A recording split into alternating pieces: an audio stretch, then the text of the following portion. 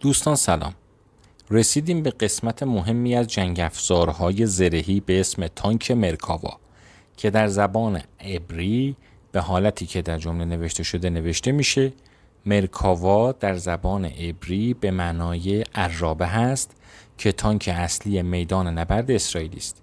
طراحی این تانک از سال 1973 آغاز و اولین مدل آن در سال 1978 وارد فعالیت رسمی در ارتش این کشور شد. قابلیت تعمیر سریع، بقاپذیری، به صرفه بودن به لحاظ هزینه و عملکرد مناسب خارج از جاده از مهمترین مواردی هستند که در طراحی این تانک مد نظر قرار گرفته. ببینید این تانکی که اینجا نشون داده میشه به معنای عرابه یا در زبان عبری به حالت مرکاوا گفته میشه. یک تانکی هست بسیار پرقدرت که تونسته نتایج جنگ رو به طور قابل توجهی تغییر بده. حالا در ادامه میخونیم در طراحی مرکاوا اهمیت بسیار بالایی برای حفظ جان سرنشینان در نظر گرفته شده است. یعنی اینجوری نیست که یک نفری بیاد یک گلوله‌ای بزنه، تانکو سوراخ کنه، بره داخل، یک نفر کشته بشه. اینطوری نیست. ویژگی منحصر به فرد این تانک قرار گرفتن موتور در قسمت جلوست. حالا در تمام تانک‌های دیگر موتور در عقب تانک قرار دارد. توی این تانک خلاقیتی به کار برده شده که موتور تانک در قسمت جلویی اون قرار گرفته و نه در قسمت عقبی، که ضمن این که برجک تانک در مقایسه با تانک‌های دیگر عقب‌تر قرار گرفته است، این طرح‌بندی برای افزایش حفاظت از سرنشینان به ویژه راننده اتخاذ شده، چرا که معمولاً قسمت جلوی تانک در خطر اصابت قرار دارد. همچنین فضای بیشتری در عقب تانک وجود دارد و مسیر ورود و خروج از درهای پشتی است که این باعث می شود تا تانک امکان حمل سربازان اضافی را داشته و ورود و خروج سرنشینان زیر آتش دشمن به شکل ایمن‌تری انجام شود. برای این منظور علاوه بر زره بسیار پیچیده، موتور تانک در قسمت جلو قرار گرفته که باعث افزایش حفاظت از سرنشینان تانک می شود. این تانک یعنی تانک مرکاوا به معنای عرابه در 4 ورژن اصلی ساخته شده. آخرین ورژن که مارک 4 نام دارد از سال 2004 وارد خط تولید شده. 600 اراده از تمام مدل‌های ساخته شده و از شاسی مرکاوا برای ساخت چند نوع خودروی زره پوش دیگر از جمله آمبولانس زره پوش، نفربر زره پوش، خودروی زرهی بازیابی و هویتزر خودکششی 155 میلیمتری هم استفاده شده. تلاش‌ها برای ارتقای تانک مرکاوا توسط اسرائیل ادامه دارد و دولت اسرائیل در حال طراحی نسل جدید 5 این مجموعه فوق‌العاده خود است که قرار است مجهز به یک سیستم پدافند رگباری نیز باشد. مهمترین ویژگی مرکاوا اهمیت بسیار زیاد حفاظت از جان خدمه تانک در طراحی آن است. قرار گرفتن موتور تانک در جلو برخلاف تانک‌های دیگر که اغلب موتور آنها در قسمت عقب جای دارند، یکی از دلایل امنیت سرنشینان تانک است. وجود یک خمپاره انداز 60 میلیمتری در داخل تانک از ویژگی‌های منحصر به فرد مرکاواست. این خمپاره برای حمله به اهدافی که در پشت ساختمان یا تپه قرار گرفتند به کار می رود. مدل‌های 1 و 2 این تانک از توپ 150 میلیمتری L7 استفاده می کرده، اما مدل 3 و 4 از توپ 120 میلیمتری برخوردارند.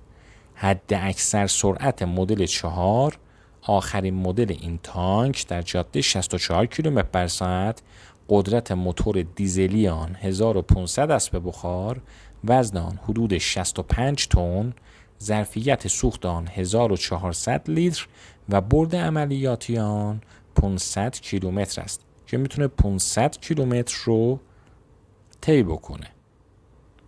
مرکاوا نسل 3.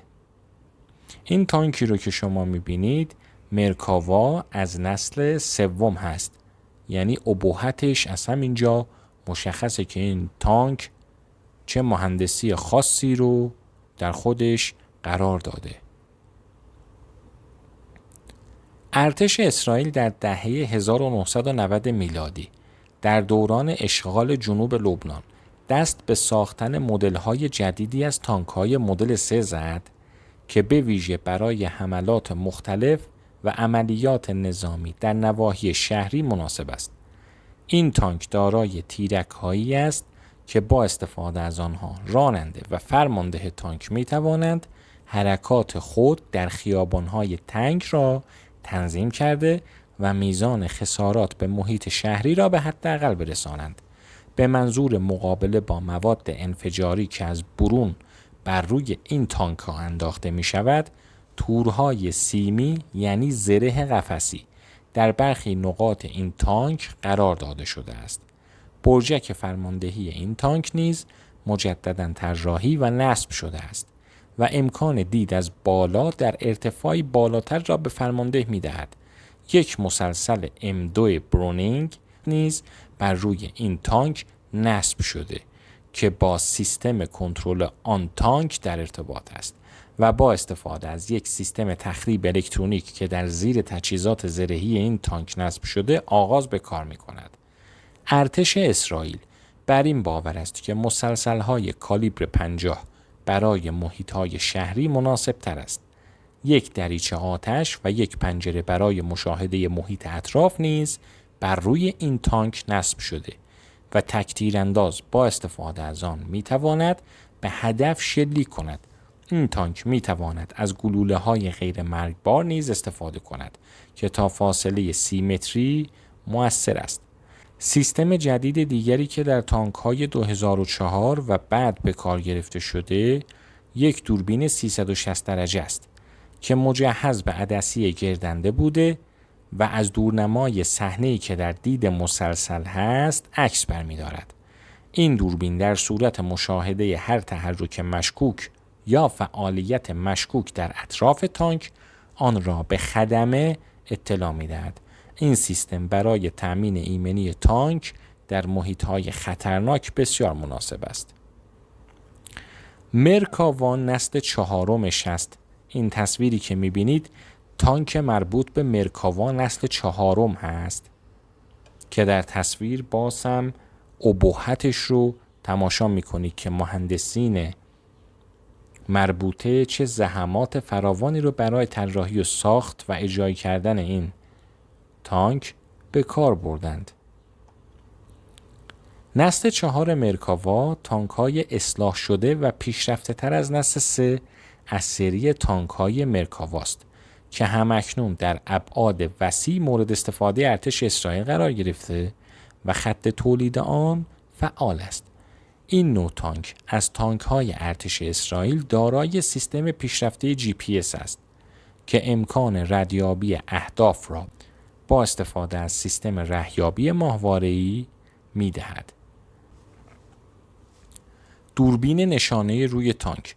دوربین TTS مورد استفاده این تانک توسط شرکت وکتا باترفیلد ایمیجینگ سیستم ساخته شده که یک رشته از دوربین‌های ویدیویی CCD ICCD را یکپارچه می‌کند که در موقعیت‌های مختلف یک خودروی زرهی به منظور توانمندسازی سرنشین جهت پوشش کلی استفاده می‌شود. این سیستم در تانک‌های نسل 3 و 4 نصب شدند. دوربینی که برای تقویت سیستم بصری مسلسل‌ها به کار می‌رود، قابلیت چرخش 360 درجه را دارد و یک تصویر دقیق از صحنه را ارائه می‌دهد. جالب این که برای این کار نیازی به چرخاندن این دوربین نیست، بلکه این دوربین اساساً از ساختار پوششی 360 درجه برخوردار است و تصاویر آنی از محیط را در اختیار خدمه تانک قرار می‌دهد که به آگاهی آنها از محیط اطراف و تهدیدات احتمالی پیرامون وسیله نقلیه می‌افزاید. این دوربین دارای ابزاری ویدیویی برای کشف کلیه تحرکات اطراف تانک بوده و می‌تواند نواحی ضروری را برای مشاهده آن برنامه ریزی نمود. این ابزار ویدیویی به محض مشاهده تهدید یک اخطار آنی را ارسال می کند.